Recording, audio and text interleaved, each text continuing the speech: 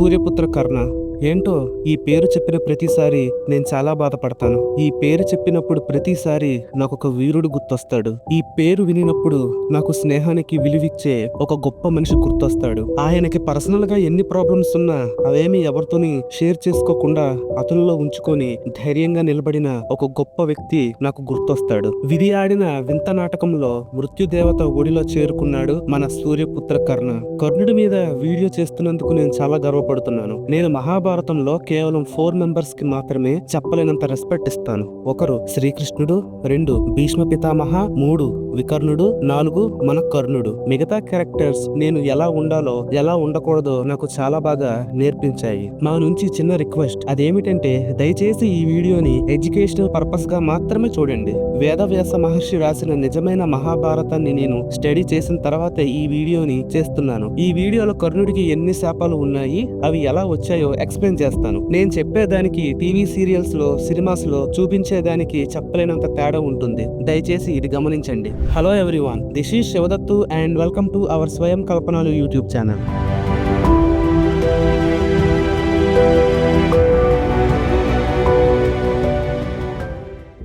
మనందరికీ సినిమాల్లో ఏం చూపించారంటే కర్ణుడు కులం తక్కువ వాడని, ద్రోణాచార్యుడు విద్య నేర్పలేదని టీవీ సీరియల్స్ లో, సినిమాస్ లో మనకు చూపించారు. నిజానికి కర్ణుడు ద్రోణాచార్యుడి దగ్గర ఎన్నో విద్యలు నేర్చుకున్నాడు. ఎన్నో డివైన్ వెపన్స్ ని ఆయన ద్రోణాచార్యుడి దగ్గర నుంచి, అదే విధంగా కృపాచార్యుడి దగ్గర నుంచి సంపాదించారు. ఇది నేను చెప్పింది కాదు, వేదవ్యాసుడు రాసిన మహాభారతంలో ఉంది. టీవీ సీరియల్స్ లో మరియు సినిమాస్ లో కర్ణుడు పాండవుల్ని, కౌరవుల్ని మొట్టమొదటిసారిగా కుమారాస్త్ర విద్యలోనే చూసినట్లుగా మరియు దుర్యోధనుడితో స్నేహం చేసినట్లుగా ఉంది. ఇది కూడా అబద్ధం. నిజానికి చిన్నప్పటి నుంచి దుర్యోధనుడు, కర్ణుడు మంచి మిత్రులు. కర్ణుడికి పాండవులు తెలుసు, కౌరవులు తెలుసు. అదే విధంగా కౌరవులకి ఇంకా పాండవులకి కూడా కర్ణుడు చిన్నప్పటి నుంచి తెలుసు. కర్ణుడు వాళ్ళ నాన్నగారు ఇంకా దుర్యోధనుడి వాళ్ళ నాన్నగారు మంచి మిత్రులు. దాని కారణంగా వాళ్ళ పిల్లలు కూడా మంచి మిత్రులుగా మారారు. ద్రోణాచార్యుడు అస్త్ర విద్య నేర్పించను అని చెప్పింది ఏకలవ్యుడికి, కర్ణుడికి కాదు. ఒకరోజు కర్ణుడు ద్రోణాచార్యుడి దగ్గరికి వెళ్లి నాకు బ్రహ్మాస్త్రం నేర్పించండి అని అడిగాడు. అందుకు ద్రోణాచార్యుడు నేను నేర్పించను అని సమాధానం ఇచ్చారు. ఎందుకంటే అప్పటికే ఎన్నో డివైన్ వెపన్స్ ని ఆయన దగ్గర నుంచి, అలాగే కృపాచార్యుడి దగ్గర నుంచి కర్ణుడు సాధించాడు. అప్పుడు కర్ణుడు పరశురాముడి దగ్గరికి వెళ్లి నేను భృగు మహర్షి వంశంలో పుట్టిన బ్రాహ్మణుణ్ణి అని అబద్ధం చెప్పి అతని దగ్గర విద్యార్థిగా చేరారు. తర్వాత అతని దగ్గర నుంచి విద్యలు నేర్చుకోవడం మొదలు పెట్టాడు కర్ణుడు. ఒక బ్రహ్మాస్త్రం తప్పించి మిగతా అస్త్రాలన్నిటిని ఎలా ఉపయోగించాలో ద్రోణాచార్యుడి దగ్గర నుంచి కర్ణుడు నేర్చుకున్నాడు. సినిమాస్ లో, టీవీ సీరియల్స్ లో మనకి చూపించిన ఇంకొక అబద్ధం ఏమిటంటే ఒక రోజు కర్ణుడి ఒడిలో తలపెట్టుకొని పరశురాముడు నిద్రించుచున్నప్పుడు ఇంద్రుడు పురుగు రూపంలో వచ్చి కర్ణుడి తొడను పదే పదే కొరికి బ్లీడింగ్ అయ్యేలా చేశాడు అని టీవీ సీరియల్స్ లో చూపించారు. ఇది కూడా అబద్ధం. ఆ పురుగు కొరికిన తరువాత కర్ణుడి శరీరం నుంచి రక్తం అనేది బయటకు వచ్చింది. నిద్రపోతున్న పరశురాముడి భుజానికి ఆ రక్తం తగిలింది. ఆయన లేచి నిలబడ్డాడు. అప్పుడు కోపంగా ఆ పురుగు వైపు చూశాడు. అప్పుడు ఆ పురుగు వెంటనే చనిపోయింది. తరువాత ఆ పురుగు ఒక రూపాన్ని తీసుకొని పరశురాముడితో తన గత జన్మలో చేసిన తప్పు గురించి ఇలా చెప్పింది. గత జన్మలో నేను భృగు మహర్షి భార్యని ఎత్తుకెళ్ళిపోదాం అనుకున్నాను. అందుకు ఆయన నన్ను వచ్చే జన్మలో నువ్వు ఒక పురుగులా పుట్టి రక్తాన్ని, మూత్రాన్ని ఆహారంగా తీసుకుంటూ జీవిస్తావు అని ఆయన నన్ను శపించారు. అప్పుడు నేను అతన్ని దయచేసి నా శాపానికి విముక్తి చెప్పండి అని అడిగినప్పుడు ఆయన ఏమన్నారంటే నా వంశంలో పుట్టే ఒక దివ్య పురుషుడి వల్ల మాత్రమే నీకు శాప విముక్తి కలుగుతుంది అని చెప్పారు. మీ వల్ల నాకు శాప విముక్తి కలిగింది అని చెప్పి ఆ వ్యక్తి మాయమైపోయాడు. పరశురాముడికి బాగా తెలుసు ఒక బ్రాహ్మణుడికి ఎలాంటి లక్షణాలు ఉంటాయో, కానీ మన కర్ణుడిలో ఓర్పు, సహనం చాలా ఎక్కువగా ఉన్నాయి. అప్పుడు పరశురాముడికి అర్థమైపోయింది కర్ణుడు తన దగ్గర అబద్ధం చెప్పి విద్యార్థిగా చేరాడు అని. అప్పుడు పరశురాముడు కర్ణుడిని కోపంతో ఇలా శపించాడు, నీకు సమానుని వల్ల మరణకాలం వచ్చే వరకు మాత్రమే ఈ బ్రహ్మాస్త్రం గుర్తుంటుంది అని ఆయన శపించారు. ఇది కర్ణుడికి ఏర్పడిన మొదటి శాపం. చాలా మంది అనుకుంటారు భూదేవి కూడా కర్ణుడిని శపించింది అని. ఇది కూడా పచ్చి అబద్ధం. దాని గురించి సంబంధించిన ఏ సంఘటన మహాభారతంలో లేదు. ఇక రెండో శాపం, కర్ణుడు తను నేర్చుకున్న విద్యల్ని సాధన చేస్తున్నప్పుడు కర్ణుడు పొరపాటున ఒక గోవు మీదకి బాణం వదిలాడు. ఆ దెబ్బకి ఆ గోవు అక్కడికక్కడే చనిపోయింది. ఆ గోవు యజమాని ఒక బ్రాహ్మణుడు. అప్పుడు కర్ణుడు ఆ బ్రాహ్మణుడి దగ్గరికి వెళ్లి తనని క్షమించమని ఎంతగానో వేడుకున్నాడు. చనిపోయిన గోవుకి బదులుగా బంగారం, డబ్బు ఇస్తాను అని కర్ణుడు అన్నాడు. కానీ ఆ బ్రాహ్మణుడు ఏ మాత్రం ఒప్పుకోలేదు. గోహత్య చేసినందుకు కర్ణుణ్ణి ఆ బ్రాహ్మణుడు ఈ విధంగా శపించాడు, నువ్వు ఎవరితో ఎవరితోనైతే పోటీ పడాలనుకుంటున్నావో, ఎవరినైతే నువ్వు ఓడించాలనుకుంటున్నావో ఆ వ్యక్తికి నీకు ఒక రోజు యుద్ధం అనేది తప్పకుండా వస్తుంది. ఆ రోజు నీ రథచక్రం భూమిలో కూరుకుపోతుంది. ఆ వ్యక్తి చేతిలో నీ తల తెగి నువ్వు మరణిస్తావని ఆ బ్రాహ్మణుడు ఆవేశంగా కర్ణుడిని శపించాడు. ఇవి కర్ణుడికి ఏర్పడిన శాపాలు. కర్ణుడు ఎప్పుడు తన పర్సనల్ ప్రాబ్లమ్స్ ని ఎవరితోని షేర్ చేసుకోలేదు, కేవలం ఒక కృష్ణుడితో తప్ప. ఈవెన్ దుర్యోధనుడికి కూడా తెలియదు. కర్ణుడి మరణ వార్త వినినప్పుడు దుర్యోధనుడు చెప్పలేనంతగా బాధపడ్డాడు. అతను ఎంత బాధపడ్డాడో అది అతనికి మాత్రమే తెలుసు. కర్ణుడికి తెలుసు తాను ఉన్నది అధర్మం వైపు అని. కర్ణుడికి తెలుసు దుర్యోధనుడు దుర్మార్గుడు అని. కర్ణుడికి తెలుసు యుద్ధంలో తాను మరణిస్తాను అని. కానీ కర్ణుడు అవేమి పట్టించుకోలేదు. స్నేహబంధానికి విలువిచ్చి కర్ణుడు తన ప్రాణాలని కురుక్షేత్ర యుద్ధంలో కోల్పోయాడు.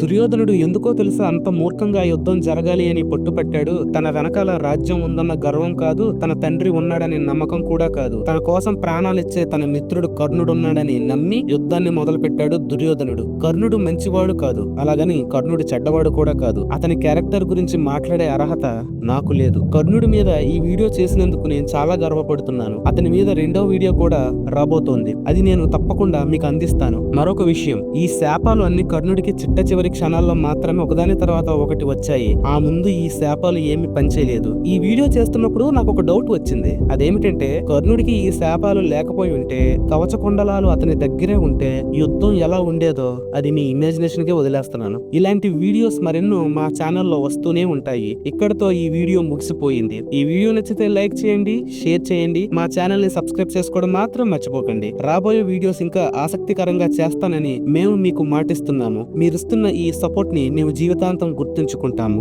Take care. Thanks for watching. మీరు కూడా కర్ణుడు డైలాగ్ చాలా బాగా చెప్తారట, ఒకసారి చెప్పండి. సో కర్ణుడు very very very interesting character.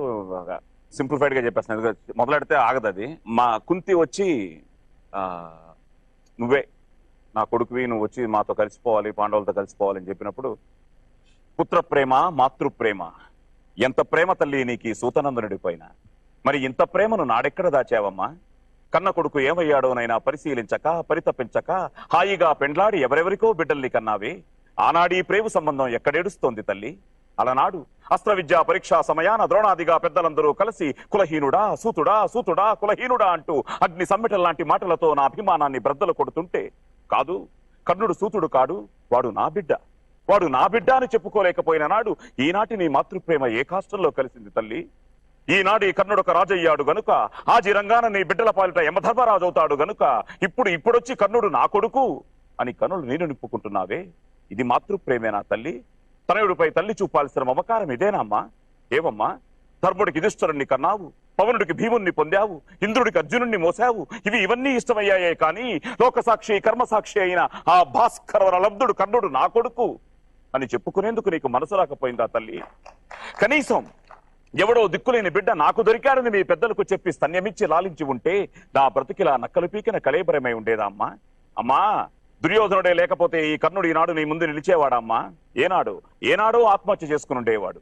రాజ్యమాతనిదేనా రాజరికం నాదిగా కనుసన్నుల కౌరవ సామ్రాజ్యాన్ని నిలమని మొగటం లేని మహాధికారాన్ని నా మస్తకాన ఉంచిన ఆత్మీయుడమ్మా నా సుయోధనుడు.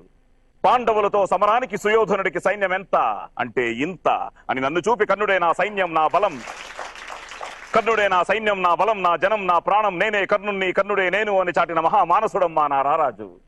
తన భార్య కొంగులాగిన నా తొందరపాటును కూడా స్వీకరించి నా పక్షాన భార్యకు క్షమాపణలు చెప్పుకున్న స్నేహమూర్తమ్మా నా కౌరవాన్వయుడు. అటువంటి రారాజును విడిచి ధర్మజుడితో చేయి కలిపి నెయ్యాన్ని కయ్యం చేసుకునేంత మందుని కాదమ్మా. ఇక ఏదైనా అడుగు కోరుకోతల్లి, నెరవేర్చి తీరుతాను. ఏమిటి, రణరంగంలో పాండవులను వధించరాదా? సభాష్, ధర్మరాజు శాస్త్రాలతో తప్ప శస్త్రాలతో పరిచయం లేనివాడు, అతనిని వధించను.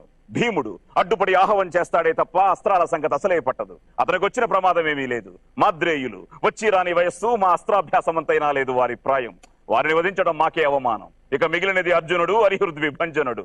అమ్మా, అర్జునుడే ఎదురైతే నన్ను నేను మర్చిపోతాను, నన్ను రారాజు ఆవహిస్తాడు. మిగిలేది కర్ణుడా లేక కౌంతేయుడా అన్నది దైవ నిర్ణయం. అమ్మా, ఈ కర్ణుడే కూలితే ధర్మ భీమార్జున నకుల సహదేవుల 5గురు, లేక అర్జునుడే కూలితే కర్ణ ధర్మ భీమ మాద్రేయుల 5గురు. 6గుర బిడ్డల తల్లి, నీ కొడుకుల 5గురే పంచ పాండవులే. సెలవు మాత, సెలవు. Thank you.